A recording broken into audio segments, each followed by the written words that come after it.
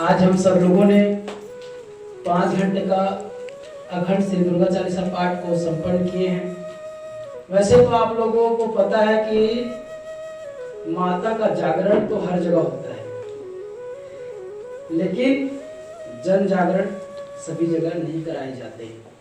गुरुवर जी ने कहा, मैंने माता आदि शक्ति जगत जननी जगदम्बा के साक्षात दर्शन प्राप्त किए हैं और जब चाहूं जहां चाहूं उनके दर्शन प्राप्त करता हूं। लेकिन माँ तो हर पल जाग रही है, माँ तो कण कण में व्याप्त है, उसे जगाने की आवश्यकता क्या है। लोग माँ के नाम पे ढोंग धतूरा पाखंड रच रहे हैं, माँ के जागरण करा रहे हैं, डांडिया नृत्य कर रहे हैं, यही माँ की भक्ति है? ये नहीं है। गुरुवर ने कहा, हम ऋषि मुनियों की संतान हैं। क्या ऋषि मुनियों ने हमें नृत्य सिखाया था? हजारों हजारों साल तक तपस्या करते थे। कैसे करते थे? अन्नमय कोश के बाद प्राणमय कोश जागृत हो जाता है। निरंतर आप भोजन कम करते रहे, साधना करते रहे, ध्यान के क्रम में बैठते रहे, धीरे धीरे धीरे धीरे आपका प्राणमय कोश जागृत हो जाता है और आप श्वास के माध्यम से जीवित रह सकते हैं। और गुरुवर ने कहा, मैं जब चाहूं जब तक चाहूं एक बूंद जल का ग्रहण किए बिना जब तक चाहूं बैठा रह सकता हूं। हम एक ऐसे ऋषि जो आप लोग सामने छवि में देख रहे हैं, कुछ लोगों को लग रहा होगा कि माँ की छवि के साथ गुरुवर जी का छवि क्यों है। इस धरती पर गुरुवर जी इसलिए सभी संयुक्त छवि को प्रदान किए हैं कि केवल और केवल इस धरती पर सदगुरुदेव भगवान शक्तिपुत्र जी महाराज ही माता जगत जननी जगदम्बा के साक्षात दर्शन प्राप्त किया। और प्रमाण है, गुरुवर जी आज 25 वर्ष पहले से कह रहा है कि किसी मेरे अलावा अगर 5 साल का बच्चा भी उस जगत जननी जगदम्बा की साधना कर रहा होगा, उनके दर्शन प्राप्त किया होगा, तो आओ एक बार शक्ति प्रशिक्षण कर लें, एक मैदान पे आ जाओ और सभी लोग बैठ जाएं और विज्ञान के पास वो मशीन है कि कौन झूठ बोल रहा है कौन सही बोल रहा है, ये विज्ञान की मशीन में पकड़ा जा सकता है और वहां पर प्रशिक्षण किया जाए। हाँ, मैंने एक बार नहीं करोड़ों बार मां के दर्शन प्राप्त किए और ऐसा कोई दूसरा भक्त निकल करके आ जाएगा तो मैं आजीवन उनकी जिंदगी गुलामी कर दूंगा। इसलिए गुरुवर जी अपने आप को माता जगत जननी जगदम्बा के संयुक्त छवि में विराजमान कराए हैं, अपना तस्वीर उसमें लगवाए हैं।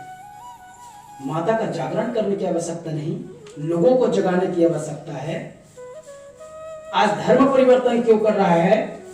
जो लोग हिंदू धर्म को छोड़ करके बौद्ध धर्म अपना रहे हैं, ये इसमें उनकी गलती नहीं, क्योंकि ये हमारे धर्म गुरुओं की कमी है। जो जगह जगह, जैसे भाई ने बताया कि जगह जगह कथा कहानियां कराते हैं, लाखों रुपए दक्षिणा लेते हैं, अपना तिजोरी भर के घर चले जाते हैं। लोगों के जीवन में क्या परिवर्तन आ रहा है? किसी के जीवन में परिवर्तन नहीं आ रहा है।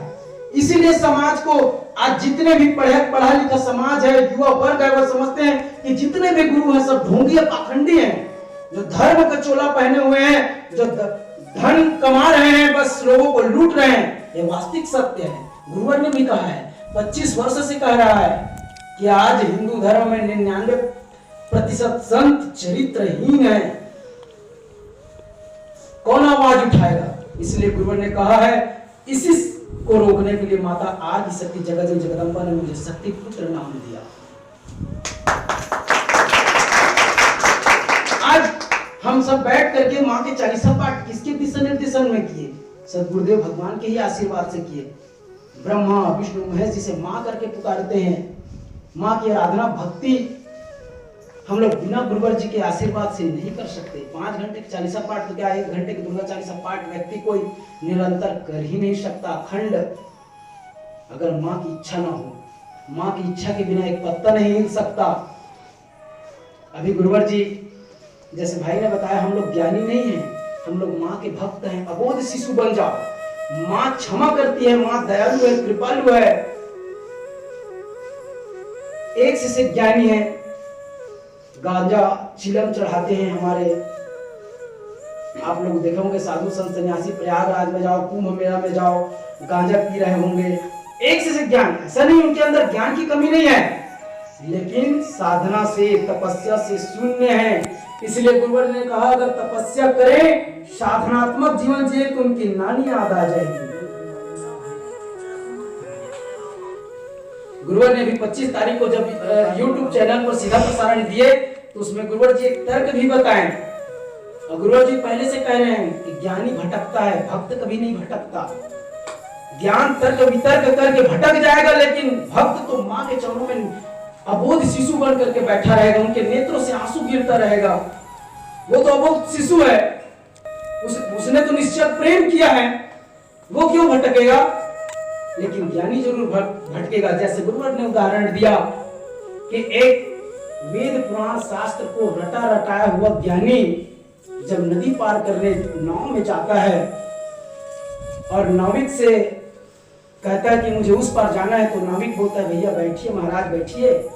बैठता है, थोड़ी देर जैसे ही आगे बढ़ता है उनका नाव, तो वो ज्ञानी पुरुष कहता है नाविक को कि क्या आपने वेद पुराण शास्त्रों का अध्ययन सब जीवन में अपना किए? तो नाविक बोलता है कि नहीं महाराज जी, मैंने यह अध्ययन नहीं किया। तो महाराज कहते हैं आपने तो पूरा जीवन व्यर्थ कर दिया, नष्ट कर दिया। ये ज्ञानी कह रहा है, लेकिन निस्वार्थ भाव से सेवा करने वाला वो नाविक कहते हैं नहीं महाराज जी मुझे ज्ञान नहीं है। थोड़ी देर बीच मझधार में गया, जब नदी की हिलोरें आई, नाव डगमगाने लगा, तो नाविक कहता है महाराज से महाराज आपको तैरना आता है? महाराज कहते हैं नहीं मुझे तैरना नहीं आता। नाविक कहता है मैं तो तैर के निकल जाऊंगा महाराज, आप तो यहीं डूब मरोगे। इसीलिए गुरुवर ने उदाहरण दिया कि ज्ञान तुम्हारे काम का नहीं, तप तुम्हारे काम का है, तपस्या तुम्हारे काम का है, मेहनत तुम्हारे काम का है। हर पल अपने आप को तपाओ। इसलिए गुरुवर ने अपने साधनात्मक तप बल की चुनौती दिया है कि समाज में अनेकों लोग हैं जो ज्ञान से भरे हुए हैं, एक से ज्ञानी हैं, कथा कह रहे हैं, कहानियां सुना रहे हैं, लोगों को भरमा रहे हैं, लेकिन तपस्या से शून्य है। इसलिए गुरुवर ने कहा अगर किसी के पास साधनात्मक तप बल की क्षमता है तो मैंने उन्हें चुनौती दिया कि आओ एक मैदान पे, और क्या तुम अपने जीवन में पूरे जीवन में तपस्यात्मक कर्म किए हैं कि नहीं? हम रामायण सुनते हैं, गीता सुनते हैं, उनको सुन करके दान दक्षिणा जरूर चढ़ा देते हैं। जो एसी और हवा में बैठे हुए महाराज उनके चरणों में ले जाकर के पैसा जरूर चढ़ा देते हैं, लेकिन जिस भगवान राम और कृष्ण की गाथा सुन रहे हैं, क्या उनका जीवन ऐशोआराम से गुजरा है?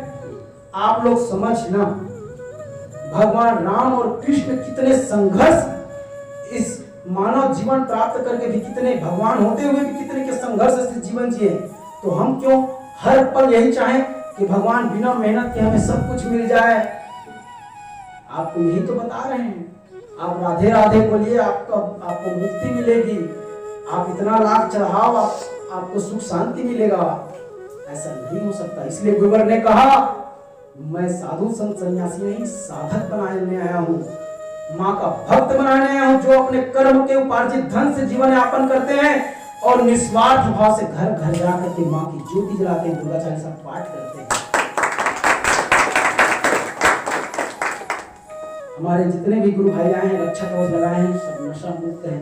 ये रक्षा कवच के बारे में भी बता दूं, ये रक्षा कवच सदगुरुदेव भगवान के सिद्धाश्रम धाम में प्राप्त होता है, और जो दीक्षा प्राप्त करता है, जो नशा मुक्त जीवन जीता है, उन्हें यह धारण कराया जाता है, या माँ के आचार से गुरुवर जी से इसलिए धारण कराया कि आपको पूरे भगवे वस्त्र को धारण करने की आवश्यकता नहीं। आप सामान्य पैंट शर्ट या कुर्ता पजामा पहन करके इसे आप माँ के आचार समझ करके डाल लीजिए और साधक के जीवन जिए। आप कुछ नहीं जानते, माओ को उच्चारण करिए। यह प्रकृति के दो मूल बीज मंत्र हैं, इससे हमारा विकार नष्ट होगा। अधिक से अधिक आप लोग ध्यान शून्य बैठने का प्रयास करें, प्रतिदिन बैठने का प्रयास करना और आंकलन करना कि क्या मेरे जीवन में शांति है कि नहीं। 1 मिनट के लिए अभी ध्यान के क्रम किए थे, किसी का ध्यान नहीं लगा होगा। क्यों नहीं लगता? हम उलझनों में फंसे हुए हैं। इसलिए गुरुवर ने कहा अगर शांति चाहिए तो संतोष ही सबसे बड़ा धन है, और माँ की भक्ति निस्वार्थ भाव से करना है। ढोंगियों पाखंडियों से बचना है, ऋषि के शरण में जाना है, साधना तपस्या करना है। गुरुभट ने ऐसा नहीं कहा कि आप जंगलों में जाओ, पहाड़ों में जाओ, तपस्या करो। तपस्या का मतलब क्या होता है? अनु भैया ने सिद्धाश्रम में बताया कि तपस्या का मतलब ये नहीं कि हम लोग टीवी चैनलों में देखते हैं कि एक योगी ध्यान में बैठा, वही तपस्या है। तपस्या का मतलब अपने परिवार की देखभाल, अपने परिवार की रक्षा भी तपस्या है। सच्चा ईमानदारी से जीवन जीना भी बहुत बड़ी तपस्या है। तपस्या जितना भी हम कर्म करते हैं, मेहनत करते हैं,